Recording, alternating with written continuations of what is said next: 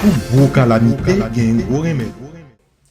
Mesdames, Messieurs, amis de partout, bienvenue au Cushion Synagogue Ministry. C'est votre serviteur Ewald Dufresne dans Enseignement qui transforme. Notre sujet qui palpitant d'intérêt, est une question, est-ce que c'est la foi ou le fanatisme? Permettez-moi de partager une observation avec vous, ou même qu'à regarder, et m'a demandé quelques minutes, pas en pile, pour nous capables de faire ça. Depuis plus de 2000 ans, l'évangile Jésus-Christ l'a annoncé, prêché, enseigné dans le monde. Selon ça, on a observé, des fois on a posé tête nos questions, qui ça fait? Première observation, on nous définit l'Église là. Selon la Bible, l'Église c'est l'assemblée des croyants, d'après 1 Corinthiens 3, verset 9. Et deuxièmement, c'est le rassemblement de tous les baptisés affirmant leur foi en Jésus-Christ ressuscité. Mais, dans le monde moderne, met l'Église en défi. Ça permet que nous, l'Église a son vrai visage. Voilà. Côté l'Église là, humble, fidèle, centré sur la parole, l'enseignement de Jésus-Christ, eh bien l'Église là rayonnant. Mais côté l'Église là orgueilleuse, politisée ou motivée par le profit, l'Église là paralysée. Mais cependant, pas oublier Jésus-Christ dit, je bâtirai mon Église et les portes de l'enfer ne prévaudront près contre elle. De ce fait, l'Église là pas qu'à échouer. Seulement, l'Église là est mise à l'épreuve. En nous d'accord, moi-même ensemble avec vous, les n'a parlé de l'Église, n'a parlé de monde. Bien entendu, ouais? Eh bien, chaque grain de monde sur la terre, est unique. Est différent, yon de l'autre. Et ce n'est pas biologiquement seulement différent. Est-ce qu'on connaît la véritable différence entre chacun de nous réside dans la personnalité et le caractère. Notre personnalité et notre caractère. C'est quoi la personnalité? La personnalité, c'est le produit de plusieurs caractéristiques émotionnelles qui vont influer sur le comportement d'un individu. Voilà. Théologiquement, attention, c'est pas philosophiquement, c'est pas psychologiquement. Théologiquement, la personnalité de l'homme se trouve exprimée dans son âme. C'est Dieu qui a créé l'âme, pas vrai? Genèse 2:7. L'âme a un comportement, a un fonctionnement autonome. Et elle se compose de 3 parties, qui sont volonté, intelligence et émotion. Comme Dieu a créé l'âme, mais pourquoi? Quelle est la mission de l'âme? La mission de l'âme donne un sens profond à notre vie. C'est notre raison d'être qui nous guide et nous inspire. Mais gros problème, notre âme tout entière a été souillée par le péché. Elle a pris le pouvoir en nous imposant ses règles et ses exigences. Attention, Dieu l'a créé. Jésus-Christ est venu pour nous délivrer de nous-mêmes, de notre ego et nous sauver notre âme. Pas oublier notre âme compris, intelligence, émotion et volonté. Selon Luc 9, verset 56, car le Fils de l'homme est venu, non pour perdre les âmes des hommes, mais pour les sauver. Mais comment sauver l'âme? Quel est maintenant le fonctionnement de système trinitaire que nous appelons l'âme? Alors, si notre intelligence devrait illuminer nos émotions, qui donnent libre cours à notre volonté pour agir délibérément. Mais comment ce système fonctionne bien? Intelligence éclairer émotion et émotion avec intelligence permettent nous prendre décision qui alignée avec la volonté de Dieu. Voilà. Maintenant, au 19e siècle, il y a le néologue Antonio Damasio, il suggérait que nos émotions sont un guide dans nos prises de décision. Voilà. Ainsi, les émotions négatives nous signalent les dangers et les émotions, tandis que les émotions positives nous donnent des opportunités. Elles nous permettent donc de comprendre notre monde et nous aident à interagir avec lui. Et ce même néologue, Antonio Damasio, il continuait pour dire l'émotion est comme un cheval sauvage. Si nous le laissons contrôler, il risque de nous emmener dans une direction non souhaitée. Alors, il y a une émotion qui pas maintenant contrôlée, c'est-à-dire éclairée, entraînée par la parole lumineuse, la parole de Dieu, eh bien, émotion, ça vient ignorante et dangereuse. Alors, on comprend même les monde intellectuellement formé, si émotion, si la parole de Dieu par rentrer, c'est parole bon Dieu, oui, qui est capable de gérer l'émotion. Et émotion. Et pas rien encore, non? C'est celle parole bon Dieu, bah, bon Dieu créé. Eh bien, c'est ça. Elle nous permet donc de comprendre notre monde et nous aide à interagir avec lui. Dans le cas contraire, sans la maîtriser, nos émotions peuvent nous amener dans des directions non souhaitées. Au contraire, la bien maîtriser est une compétence que l'on nomme par définition l'intelligence émotionnelle. Voilà.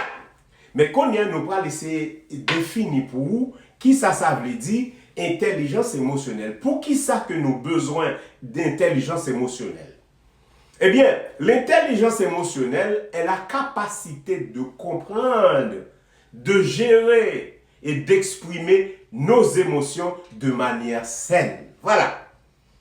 Que l'on puisse utiliser les émotions de manière intelligente est donc la clé qui nous aide à nous épanouir, et cela selon l'ordre divin. Pas oublier que la parole de Dieu nous enseigne: ne vous conformez pas au siècle présent, mais soyez transformés par le renouvellement de l'intelligence, afin que vous discerniez quelle est la volonté de Dieu, qui est bon, agréable et parfait. L'important pour nous capables maintenant maîtriser, c'est ça que nous maîtrise de soi, oui, eh bien c'est les fruits de l'esprit, hein. C'est dans les fruits de l'esprit que nous n'avons pas trouvé maîtrise de soi. Alors que sans les fruits de l'esprit, nous n'avons pas qu'à gagner maîtrise, nous n'avons pas qu'à maîtriser notre âme. Émotion, nous n'avons pas qu'à maîtriser émotion, nous, sans l'esprit bon Dieu. Il est impossible. C'est ça qui fait que il est de toute importance pour nous capables d'étudier la parole de Dieu avec objectivité, pour nous aligner volonté, nous, émotion, nous, et bien intelligence, nous, avec l'ordre divin. Maintenant, c'est le moment que nous répondons, nous pas fait parallèlement pour nous capables aligner pour le fanatisme et la foi. Maintenant, c'est quoi en réalité? Nous pas dit que la foi et le fanatisme sont tous deux des expressions de conviction religieuse. Mais leur esprit et leur impact diffèrent radicalement. D'abord, on nous considère la nature fondamentale de chacun d'eux. D'abord, nous commençons par la foi.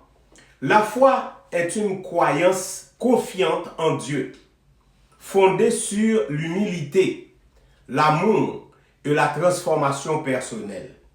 Exemple, une personne qui gagne la foi, lui prie quotidiennement, lui servir les autres et respecter ceux qui ont d'autres croyances, tout en conservant ses propres convictions. Entendez ça bien, oui? Pour fanatique, de son côté, le fanatisme est une obsession rigide pour un système de croyances ou une personne.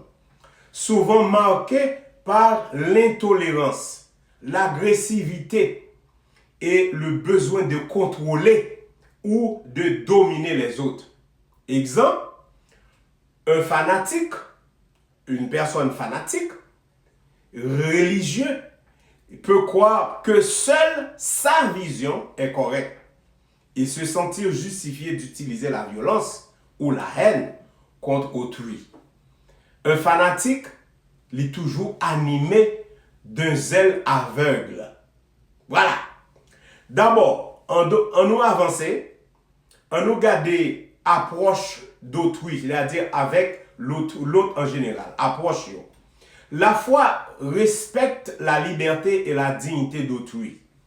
Elle permet le dialogue et coexiste pacifiquement avec des opinions divergentes. Parce que pour Econ, eh bien, l'unité, eh bien, la diversité est la beauté de l'unité. C'est-à-dire, pour qu'il y ait unité, il faut qu'il y ait diversité. Ça, c'est la foi. Hein?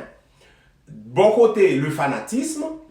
Le fanatisme nie la légitimité de toute croyance divergente et considère souvent le désaccord comme une menace ou une offense. Vous comprenez ça très bien, pas besoin de bon détail.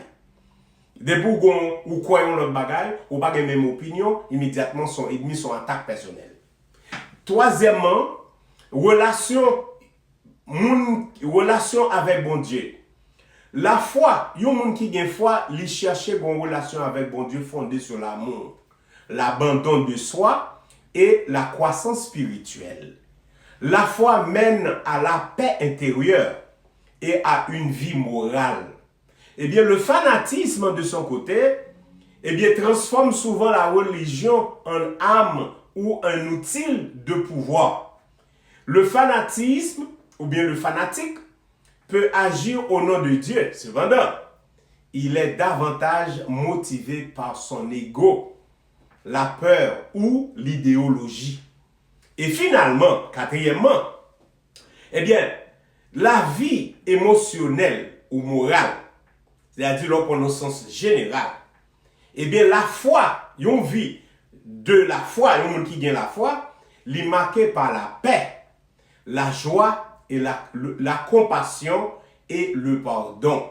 Eh bien, si une société eh bien, qui gagne la foi dans Jésus-Christ, eh bien, dans la société, ça faut gagner la paix. Et pas société seulement, non. Là, comme société commencé à la maison aussi, hein, la société a commencé à partir de deux mondes. Si nous gagnons la foi, il faut nous vivre en paix. Il faut nous dans la joie. Il faut nous gagner compassion l'un pour l'autre. Et il faut nous pardonner. C'est pour mystère, il est possible, mais là où il y a la foi, l'Esprit bon Dieu a géré la vie. Maintenant, le fanatique de son côté, eh bien, la vie marquée par la colère, l'hostilité, le jugement et souvent la violence. Eh bien, nous établit pour vous, eh bien, parallèle entre la foi et le fanatisme. Qu'on y a vous-même qu'à regarder là, ou apprendre tous les deux comparaisons ça yo, ou apprendre comme un miroir pour garder l'église d'aujourd'hui dans temps moderne et ou capable d'évaluer dans qui ça couille. Et avant qu'il soit trop tard pour faire œuvre qui vaille. Zami nous arrivons dans un moment côté que n'a pas fait un vrai tas dans l'antiquité, ouais, dans le passé pour nous regarder comment ça était pour Jésus-Christ. Et comment ça te caillé actuellement, je dis, si Jésus-Christ a venu parmi nous? Comprenez? En d'autres termes, nous avons ouais, Jésus, notre société par là, et notre société moderne, est-ce qu'il est différent? En général, l'homme n'a pas changé. Pas oublier, toute génération est passée, chaque génération est pour faire expérience par yo. Ça fait expérience nous pas différent avec expérience qui était faite dans le passé. N'a bon texte pour lire. Fais pause dans la vidéo, prends Bibou, regardez Jean chapitre 18, verset 33 au verset 38. N'a lire pour vous rapidement, mais mettez quelques accents sur quelques points. Maintenant, verset 33 a commencé, Pilate rentra dans le prétoire, appela Jésus et lui dit, es-tu le roi des Juifs? Jésus répondit, et puis il dit que est-ce de toi-même que tu dis cela ou d'autres te l'ont dit de moi. Pas oublier que un complot yo fait, claim que vous fait sur Jésus que vous menez devant Pilate, c'est que vous voulez faire Jésus-Christ César pour remplacer César, ou bien pour Jésus-Christ te retirer en bas torture et gouvernement romain, gouvernement César. Alors pour cela, maintenant, arroger le doigt pour capable comparer avec un gouvernement qui est puissant comme ça, eh bien, son bagage qui passe de mort. Maintenant, mener Jésus-Christ devant Pilate, sur un claim qui n'est pas vrai. Et puis, Jésus-Christ dit, est-ce que c'est moi qui dit ça ou bien c'est vous-même qui pensez? Et puis, ça Pilate dit, il dit, moi-même, moi pas juif. C'est ta nation, et les principaux sacrificateurs t'ont livré à moi. Qu'as-tu fait? Et puis, Jésus-Christ répond, dans verset 36, c'est très important, mon royaume n'est pas de ce monde, répondit Jésus. Si mon royaume était de ce monde, mes serviteurs auraient combattu pour moi, afin que je ne fusse pas livré aux Juifs. Mais maintenant, mon royaume n'est point d'ici-bas. Puis il a dit, tu es donc roi. Et Jésus répondit, tu le dis, je suis roi. Je suis né et je suis venu dans le monde pour rendre témoignage à la vérité. Quiconque est de la vérité, écoute ma voix. Nous avons quitté partie ça là, on va finir l'île pour nous retirer sur la vérité. Et puis nous posons une question ça, pour même ou capable de faire observation. La question à savoir, quelle est d'après vous la position de l'Église par rapport à la vérité de l'Évangile dans notre monde moderne? Ça veut dire, est-ce que l'Église nous, comment vous incorporer la vérité et comment vous pratiquer, enseigner la vérité de l'Évangile Jésus-Christ qui était pour nous? Deuxième question, quelle serait leur attitude vis-à-vis Jésus? Si Jésus-Christ est venu dans le monde là qu'on y a, qui attitude maintenant l'Église a bien vis-à-vis de lui? N'a quitté pour capable répondre à la question ça ou bien pour penser qui ça est possible. Par le fait que vous-même, quand vous y dans l'église qu'on y est, vous avez l'impression de faire un l'effort pour ne pas parler, même les bagailles qui parlent la vérité ou peur dire. Si c'est la peur, maintenant, c'est le fanatisme. Maintenant, si c'est le bravoure, c'est la confiance, et bien ça, c'est la foi. Deuxième texte, n'a pas demandé ou même pour capable lire, c'est Matthieu chapitre 17, verset 4 à 7. Côté Pierre, Abraham prend la parole. Pas oublier le texte à lui-même, il voyait nous dans le moment avant Jésus-Christ est arrêté Jésus-Christ. C'était dans la transfiguration. Jésus-Christ ensemble avec les disciples, l'a prié, l'a transfiguré, qui veut dire ouvrir la Trinité de Dieu dans Jésus-Christ. Pendant Pierre, ça, il dit Jésus, Seigneur, il est bon que nous soyons ici. Si tu le veux, je dresserai ici 3 tentes. Une pour toi, Jésus, oui. Une pour Moïse et une pour Élie. On nous faut dire camper là. Pas oublier. Légaliste, mon Moïse, c'est pas Moïse, attendez? Mon prophète, qui a prophétisé, qui a prévu prophétiser. C'est pas prophète encore, non? Après Jésus, qui n'est pas un prophète encore. C'est lui qui est dernier prophète, le vrai. Le prophète pas supérieur, la suprématie de Jésus-Christ sur les rois, les prophètes et les sacrificateurs. Ok? Eh bien, pendant que Pierre a prononcé paroles ça, comme il parlait encore, une nuée lumineuse les couvrit. Voici, une voix fit entendre de la nuée de ces paroles. Et voici une voix fit entendre de la nuée ces paroles. Celui-ci est mon fils bien-aimé en qui j'ai mis toute mon affection. Écoutez-le. Lorsque les disciples ont entendu voir, ils ont tombé par terre face bas. Et puis ils ont saisi d'une grande frayeur. Et puis Jésus touche eux et dit, levez-vous, n'ayez pas peur.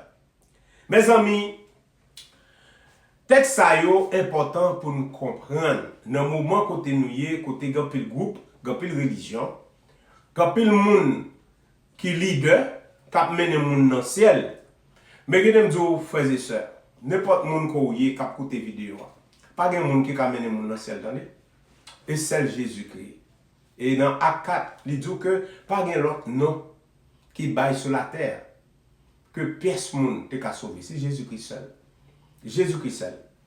Alors, du haut du ciel, eh bien, voix, attendez, c'est même voix ça qui t'a parlé de Jésus-Christ t'est baptisé sous Jourdain. Pas vrai? Dans Matthieu chapitre 3, verset 17, à l'île pour, on pourrait que même voix ça t'a déjà parlé. Puis habitué avec ça pour le parler.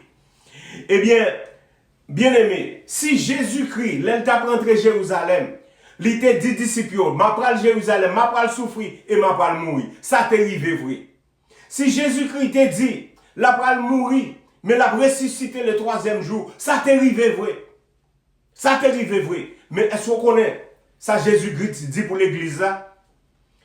Il demande nous pour nous capables de charger propre quoi nous et pour nous suivre. C'est ce que vous devez faire. Chargez vos croix et suivre Jésus. Ça ne veut pas dire que nous assembler pour nous capitaliser sur la mort et la résurrection de Jésus-Christ. Mais non, chargez vos croix. Et l'église là, nous devons vivre par la foi. Par la foi, attendez? Et pas dans le fanatisme. Par la foi. Mais maintenant, si Jésus-Christ dit là pour vous revenir encore, il reviendra dans sa gloire. Croyez-le et vivez en conséquence. Christian Synagogue Ministry nous fait vœu pour nous capables de suivre les enseignements de Jésus à tout prix. Et nous invité vous-même pour faire de même. Que l'amour de Dieu qui surpasse toute intelligence gardera vos pensées en Jésus-Christ jusqu'à ce qu'il revienne. Alléluia. Au nom du Père et du Fils et du Saint-Esprit. Alléluia. Que la paix vous soit. Yon côté l'esprit ou à travail, synagogue chrétien, le ciel et son la vie, cap touche cœur, cap changer l'esprit, synagogue chrétien, merci pour, yon l'école pour l'homme qui perdit ou Dieu, avec power nous jouons changement, bon Dieu.